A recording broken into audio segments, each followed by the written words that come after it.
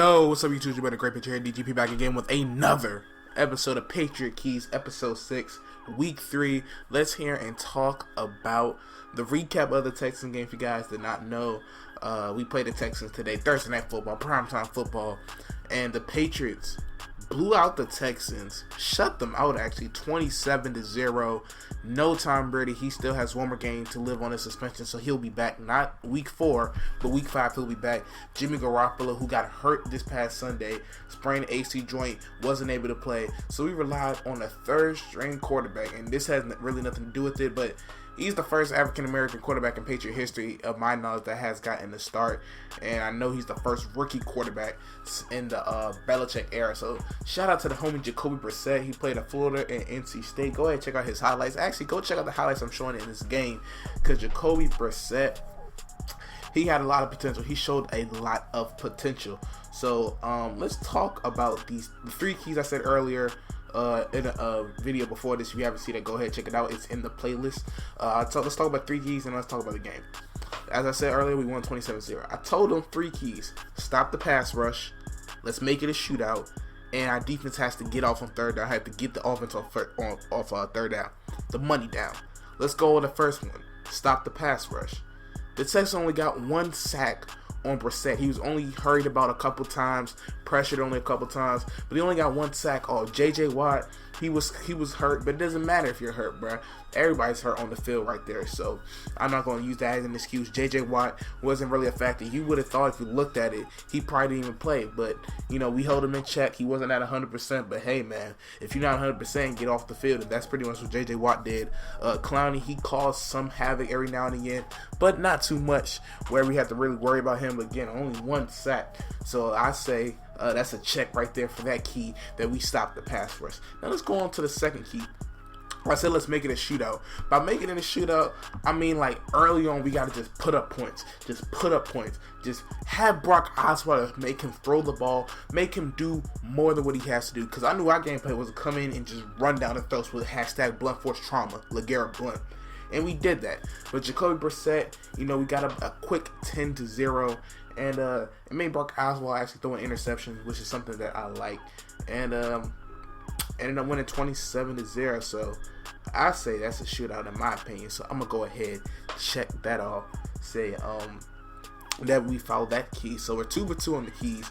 Third key, I say get off on third down. We came in this game 50% as a defense on third down, on giving the third down conversion. So that means every other time they convert the third down. Texans came in at 47%. This game, they were 6 of 15 and 40% on third down. So I feel like we did do a better job. We could have did a better job, but we did better than what we had to do. I say under 50%, which was what our margin was. So I say another check off of that. So they followed the 3 keys. They stopped the pass rush.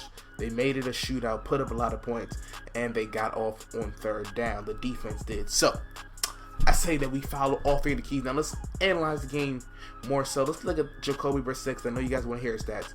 11-19, 103 yards, 8 rushes, 48 yards, and a touchdown for Brissett. Now, he didn't do a lot. Didn't need to do much, because you have LeGarrette Blunt, who got 24 attempts, 105 yards, and 2 touchdowns. Brissett could have had way more yards, could have had more touchdowns, had he thrown better passes deep. He missed a wide open 7-11 Chris Hogan, because he's always open, it seems like.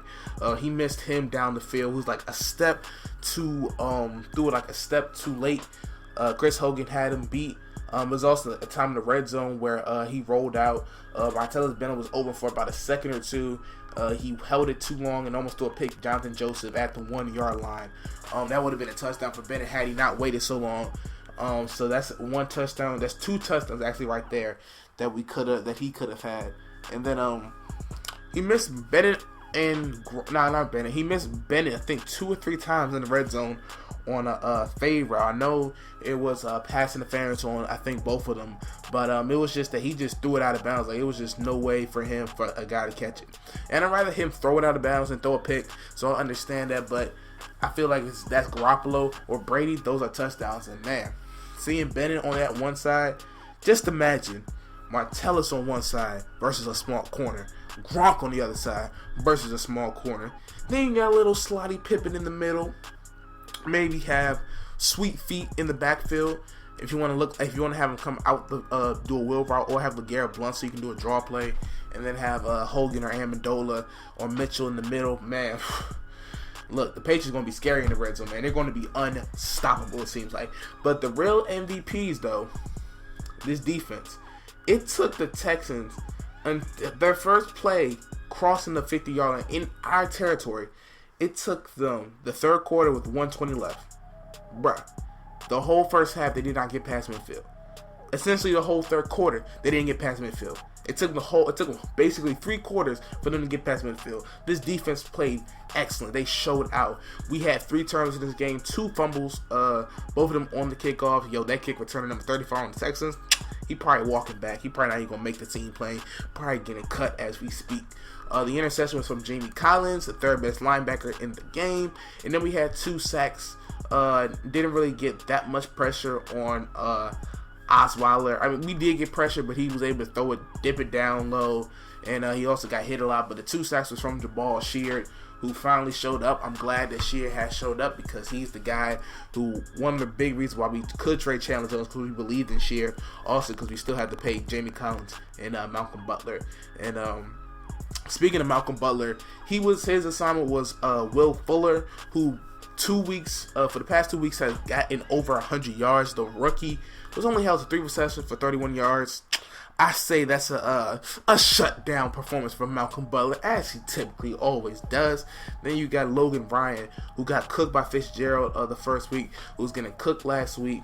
Held Hopkins to 4 receptions for 56 yards. Now, Hopkins was kind of cooking in the first quarter, but after we got up a little bit early and we started double teaming Hopkins even more, Logan Ryan was able to contain Hopkins with the over-the-top help. So again, the defense is the main reason. Now let's talk about Jacoby Brissett more and this analyze it even more. Jacoby Brissett had that 27-yard touchdown, which again, I just can't believe that I saw that play. I don't believe what I'm seeing, because we're not used to being able to use that. And then we had some triple options, regular options, bro. We looked like we was a college team at times with Jacoby Brissett, because, I mean, hey, you got to try to use his running ability to the best. You got to try to use his skill set as best you can. That's something McDaniels knows how to do, especially when he with him and Belichick. Both of them, they know how to come with a game plan, more so McDaniels than Belichick.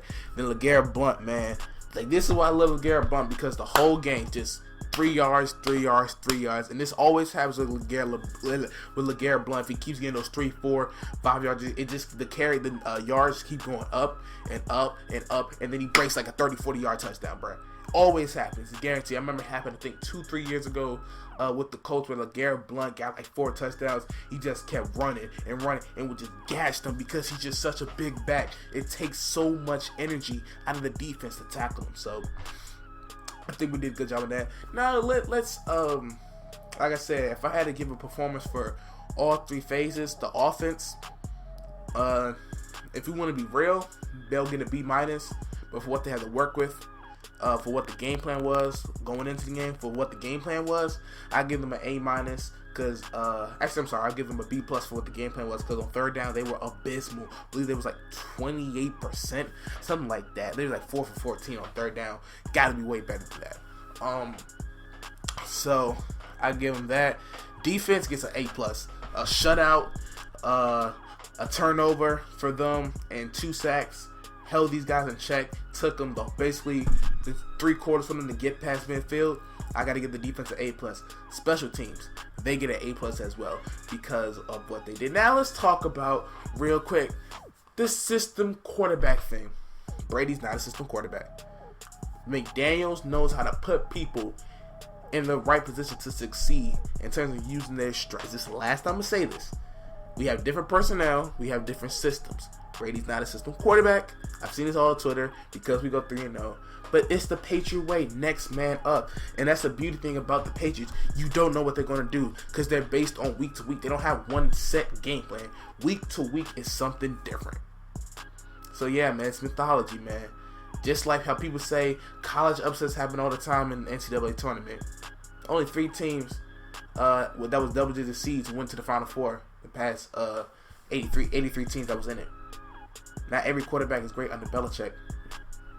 Just mythology, man. Need y'all to learn y'all facts. Alright, y'all. Again, if you guys want to talk more Patriots, let me know. Follow me on Twitter. I'll always be glad to talk Patriot talk over there. What do you guys think of this whole quarterback situation? Do you think there's a quarterback controversy for Week 4 between Garoppolo and Brissett? Do you feel like you can trust Brissett to be the backup quarterback and trade Garoppolo? Let me know. I'll catch you guys in about a week and a half, 2 weeks. We have a long break until the next game.